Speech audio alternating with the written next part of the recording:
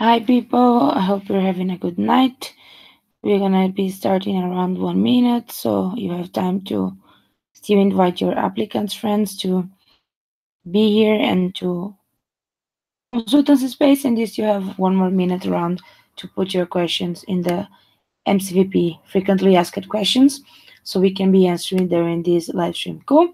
So keep in mind this live stream is for the three areas of OD manager, and operations. So if you have any question related to those three areas, this is your chance to ask all of them and go finish your application. So yeah, see you all in 1 minute.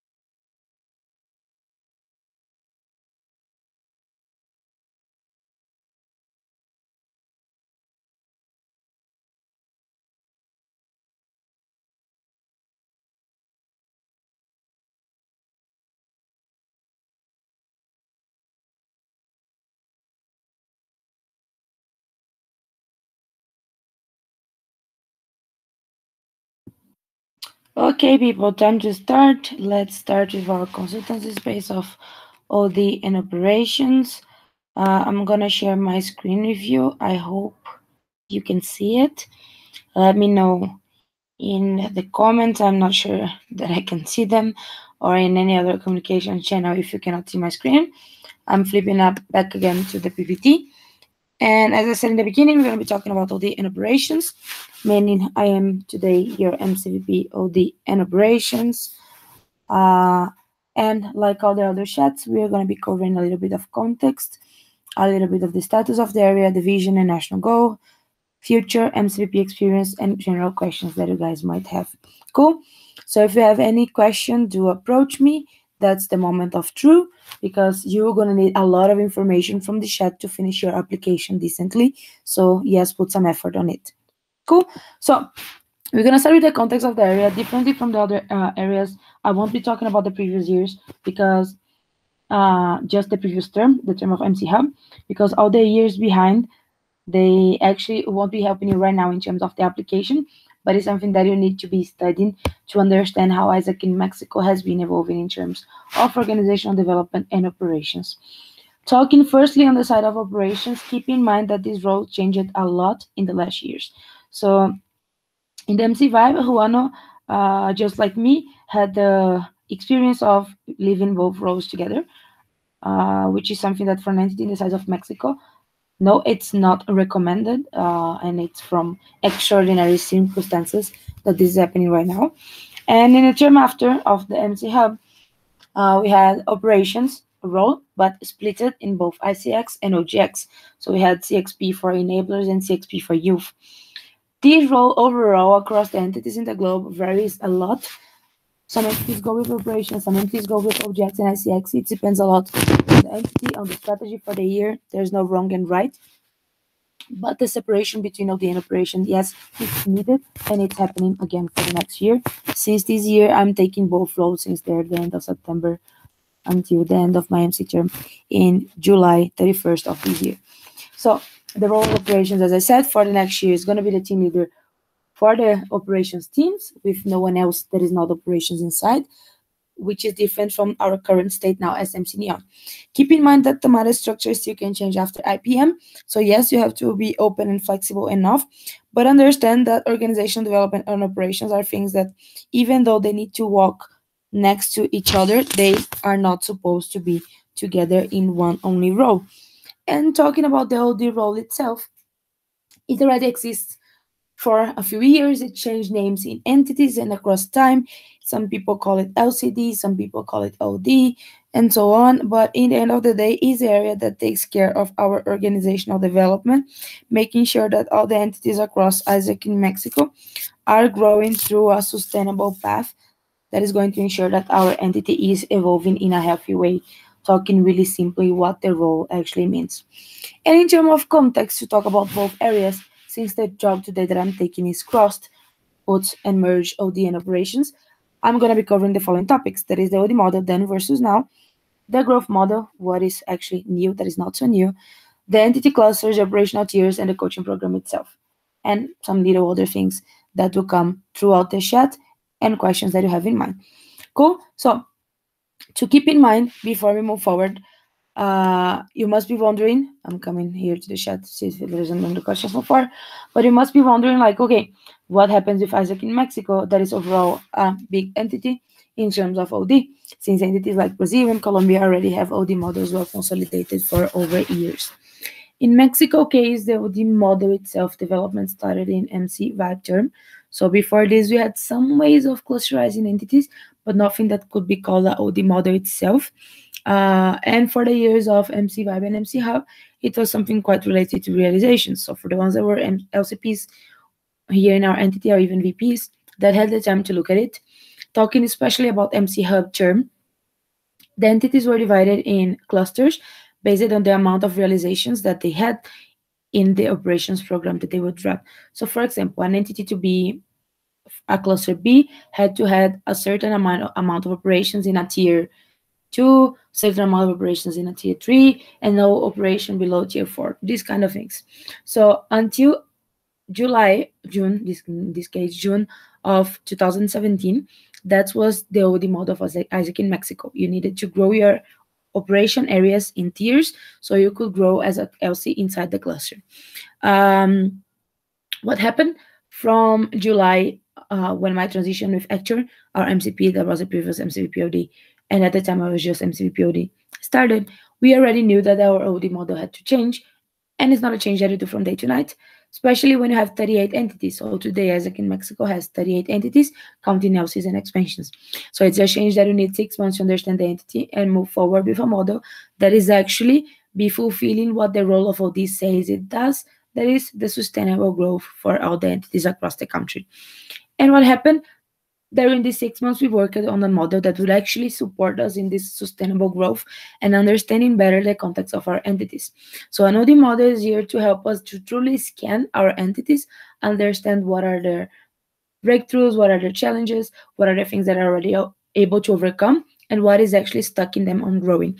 So keeping everything that I just said in consideration, looking for some of the entities that have a similar way of working like us to what they were already evolving in terms of OD model, we came up with the new OD model that was launched now in Canal. And in 2 days, the official clusterization of the LCs is going to be launched, because as you know, the EB term goes from from February 1st until January 31st. So we need the month of January to close to do the final adjustments in the current LCs grades and everything to have the final clusterization. But in the PPTs of Conal, you can already find a preview of this OD model. Don't trust only in the PPT. Wait to have the final version so you can do something that is truly aligned with the model that exists. And to not be left out by these 6 months without any model that would support us to measure our LCs, what we actually used was the growth model. That is here, the second topic in our PPT, that was launched in July 2017 in our first national conference as MC, that is the Everest. And we presented to the LCPs what was going to be the growth model that would divide the operational areas in tiers by Conal. So all the tiers that the new areas they have for the year to start in 2 days, February 1st, is based on the whole year of the current generation. So what numbers they managed to realize, and this gives the tier that their operation is. Why we do have this growth model now? Because it was created thinking on how Isaac in Mexico can grow until 2020. So of course we knew that at the moment that we would create this model, all the entities would not reach a tier 1. This was not our ambition. Our ambition was literally creating ambition. So creating the path that the areas can grow in the 3 years to come to be able to in 2020 look to an IGE area and see that we already can have 2 or 3 LCs reaching a tier 1. So this was the first reason of creating this growth model, to push the ambition and to push the growth of operation areas. Since operations and OD are different things. Operations is most of what's going to say about your entity, but you have a lot of other stuff behind that an OD model should be taken in consideration, like finances or people and everything that comes behind. So, okay, we did the growth model in Everest. We spent those 6 months creating the new OD model. And what do we have today? As I said, I'm not going to show you the whole OD model. You're going to have this in mind to study with the material that you need to look forward to understand the model in deep. But this is the criteria that creates our OD model. We have 4 blocks that creates our health index, and we have 1 block that creates our operation index. Today, defining our health index, we talk about sustainability, about a faster Isaac, about membership, and about a better Isaac. They're out of order, they're no in particular order, but the grades that you create in every one of those 4 pillars is the grade that your entity is going to receive in terms of health. And it's just like a graphic. A graphic has the X and the Y. I don't know even how to say this in English anymore, but you understand what I mean. So just like a graphic, we have the graphic of OD model with a health and an operational index. The health is the base, so the else is going to move backwards or forward in the baseline based on the health grade. And the operational grade, they're going to move up and down based on how they're performing in operations. How we measure our LCs in all those 4 pillars that I just said right now, you find a brief preview here, but you have to study in deep in the materials of OD model. It's quite simple. There's not so complicated. If you have further doubts, you can approach me. But mainly in terms of sustainability is our block about talking of finances. So everything regarding the finance standards, me and Kenya, we compilated in this sustainability pillar. So the else is take in consideration that this is something important. The fast one is everything regarding process time and planned versus achieved of our entities. Membership is everything regarding TXP and the kind of experiences that we are generating for our members. And better is everything regarding how we are actually being the better Isaac that we should move forward to be in terms of conversion rates, completes, response rate, and NPS. So those are all the things that we are going to be taking in consideration to clusterize our LCs. And then for every single one of these blocks, they receive a grade. This grade is 24%, 25%. Sum up the 4 of them. Do a simple maths, you have a final grade from 0 to 10, just like in school for this LC in health. So if he has a 5, for example, he's in the middle of the line, and then he comes to operation. In operation, we are using records. So we are taking since 2014 until 2017, what is the record in approvals of the LCs in Isaac in Mexico in every single operations. So let's say, and here you have OGV example, that the record of approvals is Isaac in Guanajuato in 2015. So 2015 was the highest year, no, 2016 actually, was the highest year of Isaac in Guanajuato. And so far, they're the entities with the entity with the highest grade in OGV, that is 240 approvals. What this does to us, again, from 0 to 10, the LC that is a record receives a 10 in this operation, and all the other LCs are going to receive a grade based on how far they are from achieving the record. They are going to receive a grade for every area that they run, and remember that this year we allowed the LCs to close areas because it was not strategic to force LCs that didn't have maturity on running 1 area to automatically run 6. And then let's say that Isaac in Teotihuacan runs 4 operations. We're going to take the 4 grades of the 4 areas that they run, sum them up, divide by 4, and this is the final grade of this LC in operations. And this plus the grade of health put them in a point of the graphic that is going to tell us how we can support this entity to grow. And you must be wondering, like, okay, if an LC that today has a grade number 2 in OGV, how the fuck they're going to jump to a 10? This is not the point. They should have grades to learn how to progressively evolve. So if you are an LC with a number 2 today in OGV, for example, you can learn with LCs that they're doing a 5. So you can look up to an LC that is doing a 5 to learn how you do these steps of evolution. So in 1 year to come, you can be closer to a 10 and understand how you evolve your area in a sustainable way. So those are the main evolutions that came to this generation of LCPs in terms of OD model. You are in the graphic, you have your cluster. This is going to be the cluster that we are going to support you as MC to evolve. So we want to start launching strategies by cluster, things that the cluster should be focusing on the month to evolve in the graphic. And a healthy LC should be an LC that is going up to the right. So it's always evolving up to the right because he's evolving in both health and operations at the same time. And as well, to support their evolution inside of this graphic, they should be following the growth model itself. That is going to tell you in which tier your operation is and what is the next step of approvals and realization that your area has to do to step one tier up and evolve together with your whole LC. So those are the main important things to keep in mind of the OD model and growth model itself, because this is going to say a lot about your application itself. And then you must be wondering, okay, but what are the entity clusters right now? As I said, the clusters are going to be launched in the first 2 days of February because we need the month to close tomorrow to have especially the last numbers of finances to say how the semester was for the entities.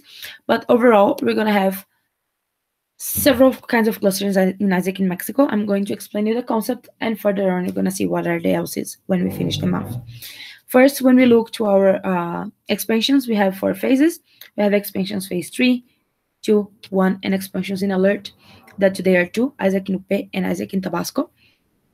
And in terms of LC, we're going to have clusters 1, 2, 3, 4, and 5. Keeping in mind that, yes, I can already tell you that we have no entity in cluster 1 today. We have entities in cluster 2, 3, 4, and 5. Cluster 4 and 3 entities are the ones that are more down in the graphic. Cluster 4 are the ones that need to evolve in both, in health and operations. Cluster 3, some of them, they already have good health. They can start pushing operations. Some of them still have a path to evolve in both. Cluster 2 are entities that still have a way to figure out or in health or in operations. And cluster 1 would be our ideal entity that is in a good level and has a good path to evolve in both health and operations. So those are the clusters that we're going to be supporting in both LCs and expansions. The same thing for tiers. We're going to have tiers A, B, C, D, and E, and tier attentions, or 1, 2, 3, 4, and 5, and tier attention is up to the MTVP. The tiers, they have a minimum number of exchanges to be followed. All this material is in OD Mexico, Italy. And the tier attention are areas that or are underperforming, or areas that are not reaching the minimum to be a tier 5, or LCs that did not achieve it 50% of their planning in 1 year for this area, which shows 2 things: or a huge decreasing, or an area that doesn't have the maturity to plan to be unable to achieve 50% of a planning in 1 whole year. So tier attention are LCs that need the extra push to actually understand how we get out of this situation and start performing normally and putting our operations to roll. And ideally, they should all be aiming to grow 1 step forward in 1 semester or in 1 year, depending on capacity, focus, or non-focus areas of the entity. So this is everything to keep in mind in terms of entity clusters. The same thing for operational tiers, already explained. And the coaching program, as I said, since we have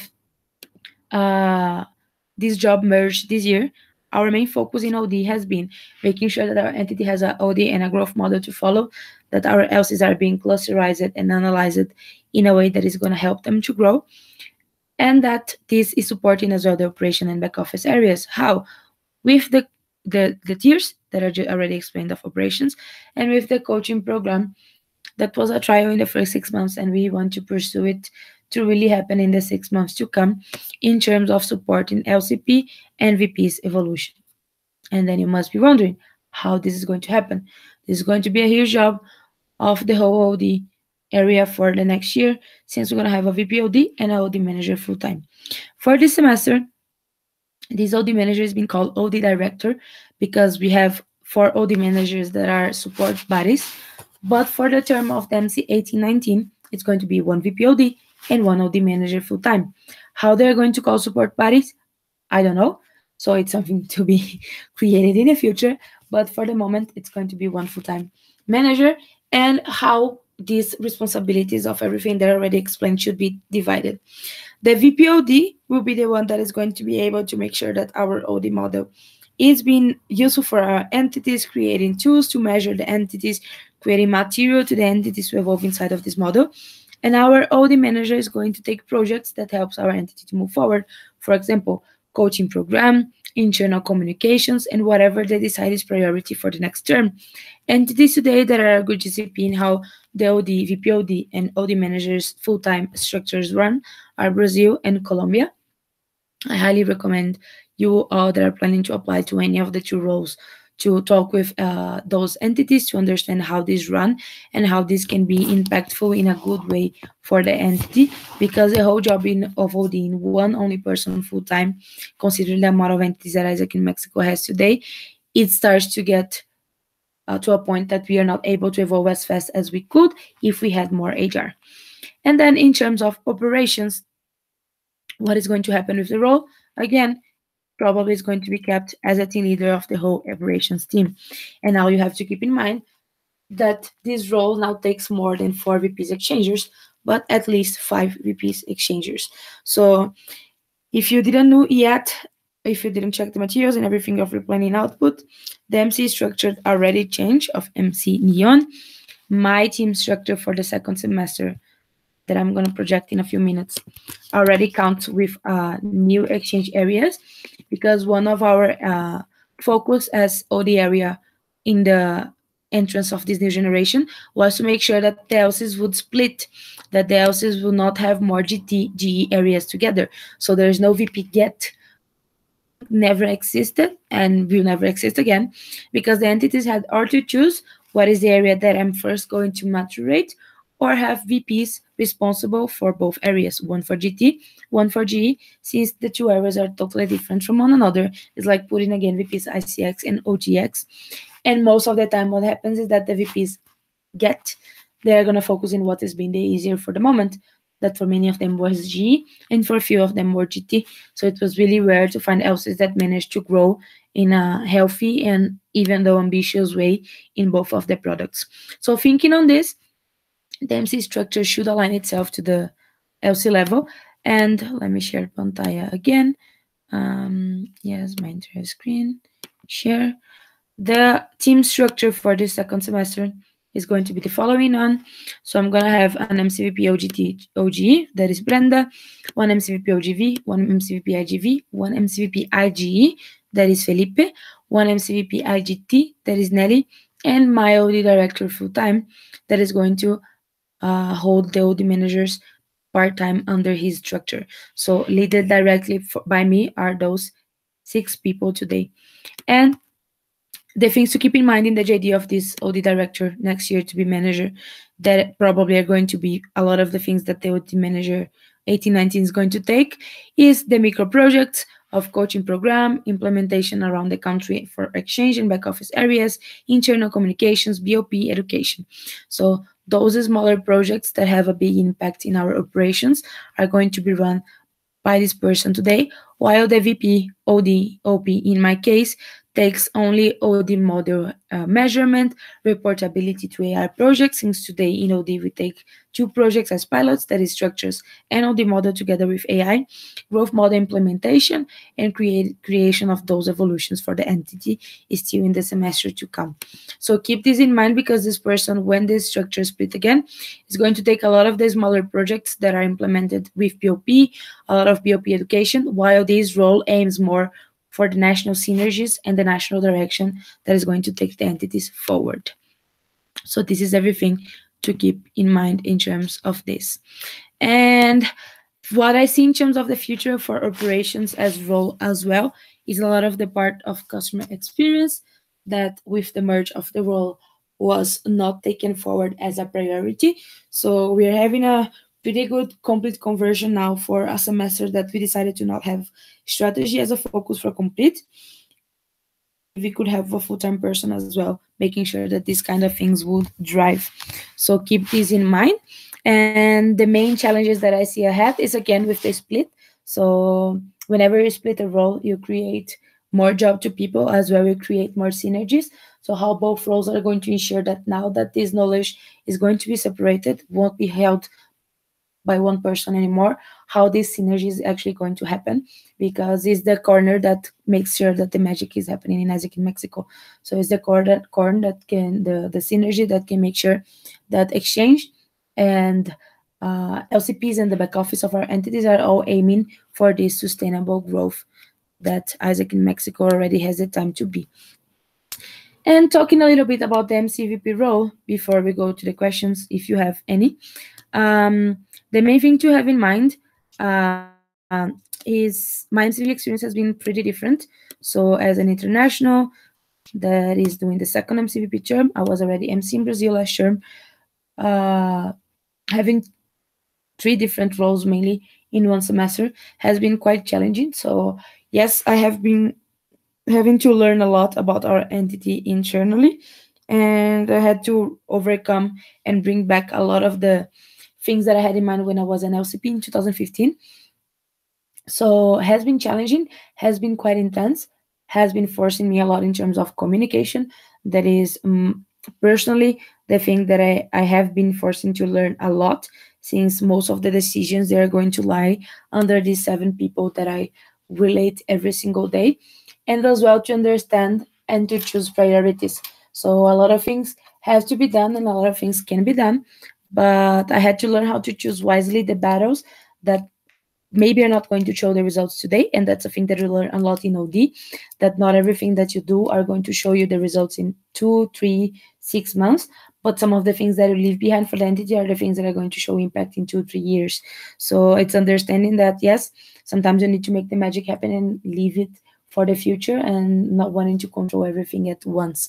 But my experience, it's going to be different from the one that most of you guys are applying, since you are applying for one of those three roles, and at the moment I'm taking both of them as a challenging and actually experience that has been teaching me a lot and that I'm really grateful for being living so far. So this is all that I have to share with you guys in terms of ODN operations. Now is the moment that I ask your questions. I hope you have many, because most of the things are just going to be clarified with your questions. And what I would say to you now as an applicant to keep in mind is there is a lot of things that you need to understand in a holistic environment when you think about applying for OD or for operations. Both are roles that detain a lot of the knowledge of our entity and that can push our entity a lot of forward, but as well you're not the one that makes the magic happen. So you are not an exchanger, you don't have a commission. So how you're going to be the one enabling that you are pushing the people that are in contact with the network and the people that can make the magic happen in local level to follow what you are pursuing for Isaac in Mexico in the years to come. So that would be my advice, to also keep an eye in the updates to come in the next 3 days for Isaac in Mexico, because a lot of things is coming. The LCPs are going to get to know their final coach allocation. They're going to see their final cluster. A lot of material is going to be downscaled, and this is going to impact a lot your application. So do look for this. Do look for me for further questions. I'm totally open to help you. Do send me an email. That in the next 2 days I'm going to be 100% pending to create the best three successors that I need and that Isaac in Mexico will have in the term to come. Cool. So I'm going to give you guys 5 minutes to write your questions in the sheet of the frequently asked questions. I'm going to put the link again in the MC applicants group in the comment of my post that I did for the chat. Put all of your questions there that I'm going to be answering in the next 5 minutes.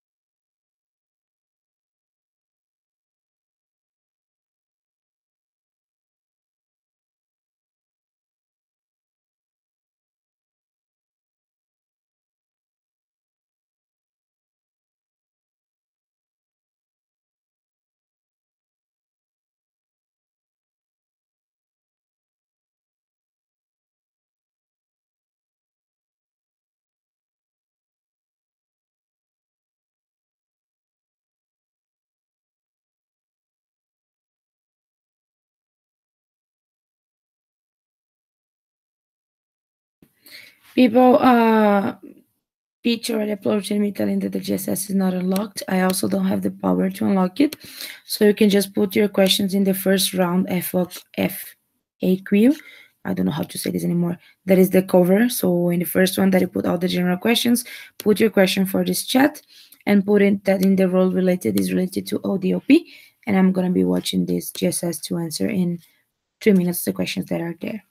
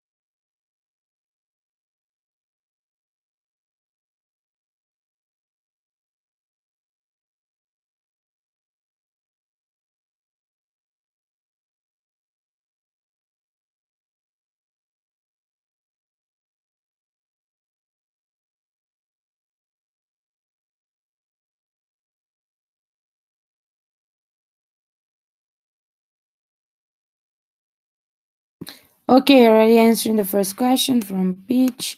What does HR criteria contains? An HR criteria is your planned HR versus your achieved HR. So the VP, the XP has to present an HR plan, and we're gonna be following how much from your ideal HR suggested and planned you are actually achieving, overachieving, or underachieving. And we're following 80% as the minimum of that you should have at 80% of achievement of your HR plan.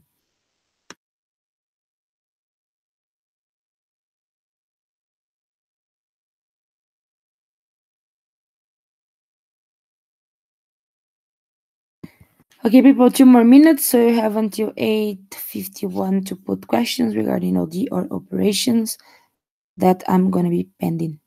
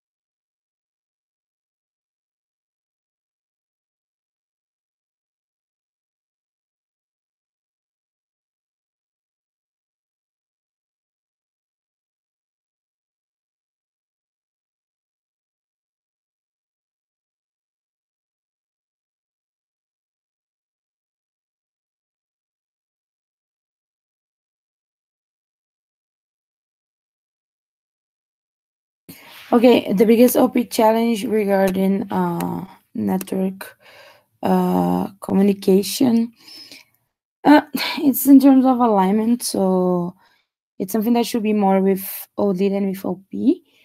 OP just following the line that the VPOD sets, that is the one to come, and especially like making sure that the timeline of operations matches for all the areas. Like you cannot be doing a challenge of approvals for all of them at the same time in the beginning of their term. Some of them are focusing some things more than the others.